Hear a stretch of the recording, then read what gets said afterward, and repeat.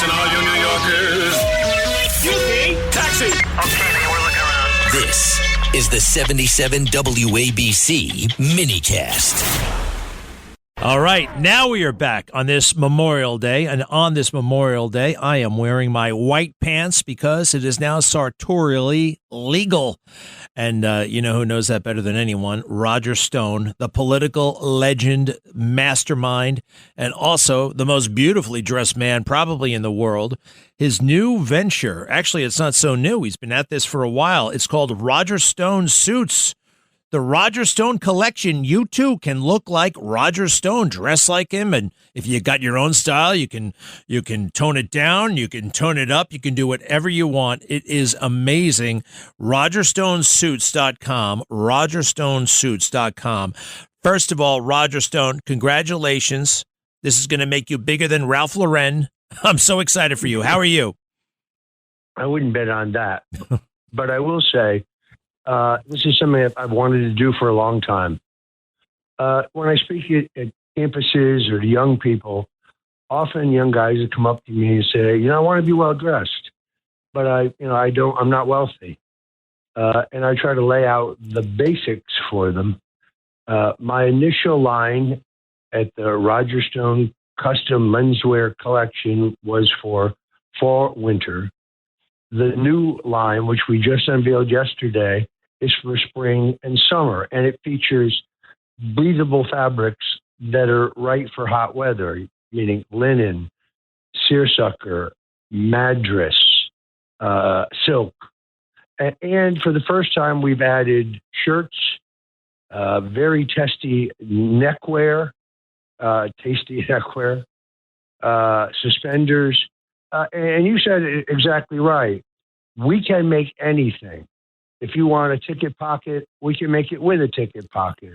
If you want it to be a two-button, single-breasted suit or jacket, we can do that as well. But we put forward a very attractive group of sports jackets, trousers, suits, shirts, ties, and, of course, the all-important suspenders. And something else that a lot of men skip on. They think they should skip on it. They don't need it. And if they have to, God forbid, they'll rent it. A tuxedo. You got something called a nocturne tuxedo. And what I love about this, it's traditional but non-traditional at the same time. And you got like massive shawl lapels. The shawl lapel is the way to go. And folks, if you don't know what a shawl lapel is, You gotta learn this stuff. It's very, very easy. It's the basics. It's a little bit of a curved lapel, right, Roger? And it just shows a big. It shows you know what you're doing. Edward VIII came to New York City in 1938 wearing a shawl lapelled dinner jacket. Tuxedo is actually a bastardization, but that's because it was invented in Tuxedo, New York. But rather than going out and rent, in the end, it would be much less expensive to buy your own. And Greg, in all of the things we make, we leave a substantial amount of fabric in the seams. That way, if you take good care of it, as you get older and perhaps a little fatter, or even if you lose weight, as long as the shoulder in your garment always works, which it will, then it can always be altered to fit you. Well, I'm so impressed, and I congratulate you. I got a couple more questions about that, but I want to come back to something we found out late last week. Tulsi Gabbard, the director of national intelligence, is resigning at the end of the month. She's leaving at the end of June, June 30th. She cites her husband's bone cancer, which, wow, that's terrible. Let's face it, though, there's been some pressure on her from certain quarters. You've been following this very closely. I think she's amazing. You think, I know, you're close to her. You know all about her. She's incredibly talented. What's going on here? Look, this is a shocking news. I met her, and she was an independent. She was thinking of supporting Bobby Kennedy as an independent candidate for president. And I think I persuaded her, as much as I respect and have affection for Bobby, that was a political dead end. I think I persuaded her to support the president. I ultimately supported her become a Republican. And she called me night before last at about 8:30 to give me this news. I have no reason to believe that the reasons given, that her husband has a very rare bone marrow cancer, which will require a life-threatening operation and a very long recovery. I believe that is her real answer. Now, there are ghouls out there like Laura Loomer who are celebrating. I don't know what there is to celebrate.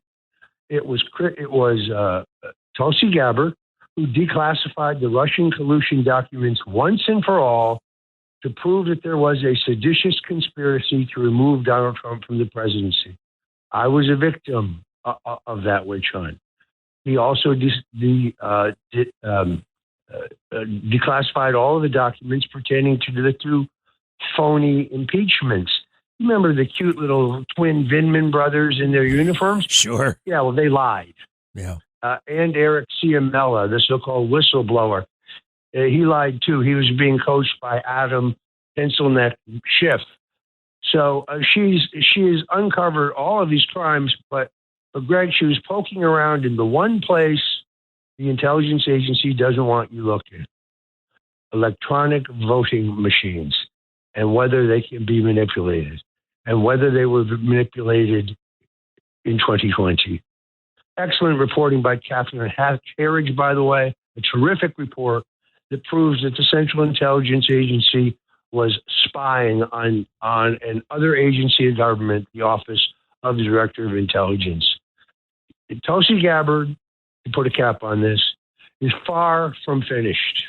She is one of the most talented, most impressive, most principled, most sure-footed political figures I've ever met. And I reiterate my prediction here on your show. She is going to be the first woman president. Not in 2028, but eventually. She's only 45 years old, and life is long, and I concur. I find her very impressive, and I think this is principled and good for her. We're going to be watching very, very closely. I wish her all the best, and she'll be back soon. She'll be back very, very soon. Roger, wow, that's something else. We're going to miss her, but only for a little while. All right, back to the close. I just got to ask you, the ticket pocket, just so everybody knows, you mentioned it before, that's like a little tiny pocket above your suit jacket pocket. And if you have one and it's well placed, first of all, it's a signal. It's a signal that the overall quality is good. And again, that you know what you're doing. And it's a little signal of flair, right? It just conveys a little, I don't know what, but a little special something. Yeah, and originally, of course, traditionally, it was meant to hold your theater tickets. When you're going to theater tickets, that's where you kept them. But there are a lot of little touches here. So, for example, the buttonhole on the lapel is actually a working buttonhole. And there's a little string below it that's sewn in. Therefore, your boutonniere can be held in place. Why have working buttonholes on the sleeve if you don't unbutton the last one to demonstrate that you know what you're doing? And if you're wearing a 3-button, single-breasted suit, the bottom two are always buttoned. The top one is always unbuttoned. It's called 3-rolled to 2. But if you prefer a 2-button single-breasted jacket, by the way, there's a quick story behind that.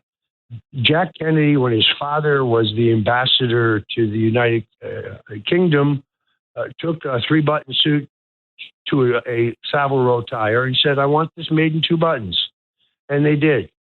And the 2-button jacket, which is pretty much the standard today, was born. Very interesting. You know all this stuff so well, and you're kind of an artist when it comes to clothes. RogerStoneSuits.com, RogerStoneSuits.com. And the tailor can come right to you, and it's all explained on the website. Hey, I actually got to take you back to politics one more time, and then we'll let you enjoy your Memorial Day. Roger, Candace Owens just had Hunter Biden on her show. And Hunter Biden also went on Sean Ryan's show, who's an alleged conservative. There's something kind of weird happening, and you're an entrepreneur, and you're also a media pro, and I'm very frustrated by it. Let me put it to you this way. The left they march, they bang the drum, and they all march in the same direction. CNN, collusion, Russia, Trump, 2 years, fake news. They're all pushing the same narrative. Our side, we're independent, and we're all going our different directions, which is great. But sometimes there isn't.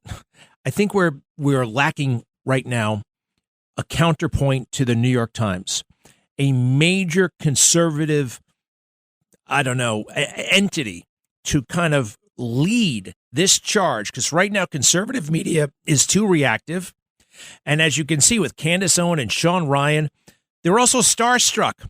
And they'll sit down with Hunter Biden for 2 hours and not ask him a challenging question. It's like these people, they're all about clicks and likes. They're not pursuing the truth. Some are, too few are, and I think it's a major problem, but also an opportunity on our side. Does that make sense? Well, the problem, of course, is the folks who agree with you and I, Greg, are free thinkers. No one dictates what we think. I saw the incredible amalgamation of Hunter Biden's laptop put out by the folks at marcopolo.org. You can, by the way, send for it. They'll send it to you in either a digital format or the actual book. It's shocking. By the way, the pornographic images have been blurred, so you can have it around the house if you got children. But I've read that. And on that basis alone, I would never have Hunter Biden on my show. Never. Yeah, Garrett Ziegler from Marco Polo.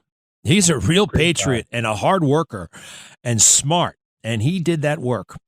And, from time to time, my frustration is that should be on the front page of the Wall Street Journal. But they're all conflicted and weird about Trump, and maybe we need something new. Roger Stone, we thank you so much. Enjoy your Memorial Day. Well earned. And when you talk to Tulsi, please give her our best. Everybody should go to rogerstonesuits.com, rogerstonesuits.com. It is an amazing website from an amazing man, the one and only Roger Stone. We thank you, Roger. Greg, I can't wait to see you in your double-breasted cream linen sports. I can't wait. I can't wait to put it on. Thank you, sir. And we'll be right back.